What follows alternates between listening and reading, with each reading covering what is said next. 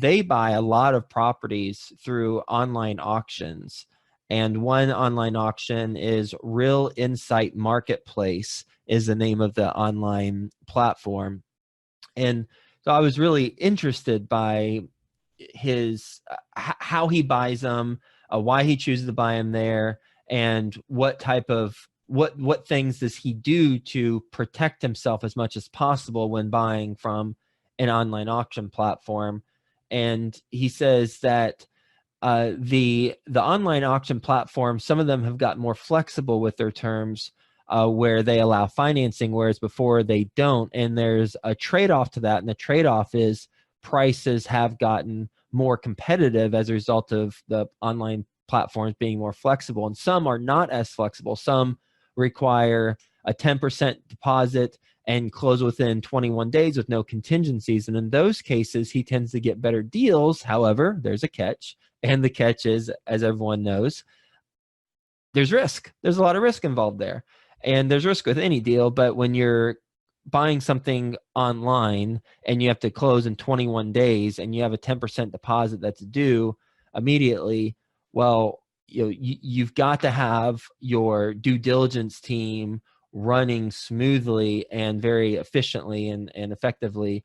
And so I asked him about that. And what I want to mention today is some things that he talked about for how he mitigates the risk as much as possible prior to investing in one of these deals. And he says, one is you've got to have your capital in order. So you've got to know where your money's coming from, and you got to be able to have that equity, either A, with, in your bank account already, or B, very reliable equity that will partner with you on these types of deals, so that you're not caught in a deal without funding sources. So that's kind of obvious, but still important to note because that's the first thing he said. Then two, you got to understand the market and the asset.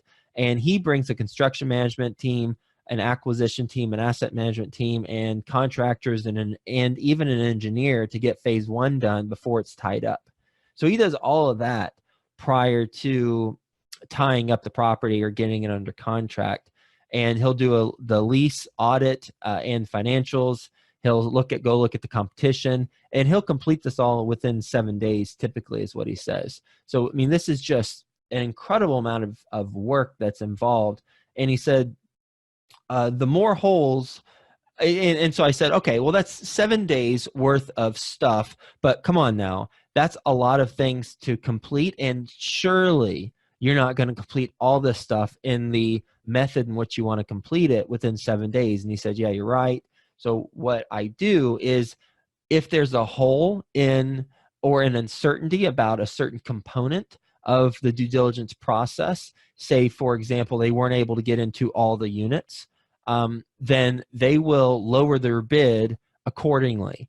And so the more holes they have, or the more variables that are not understood, then they'll simply lower their bid and adjust for that from a financial standpoint. And so that's how they make offers.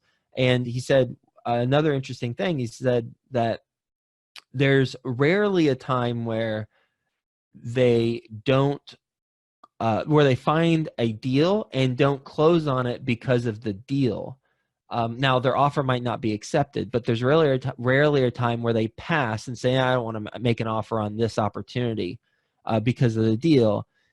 99% of the time, he didn't say 99%, but I'm taking that from how he was phrasing it. Basically, 99% of the time, if they pass on an opportunity, it's going to be because of the market, because the market was not as dynamic as he and his team thought, or the competition isn't as strong, so they can't get the rent premiums they're looking for.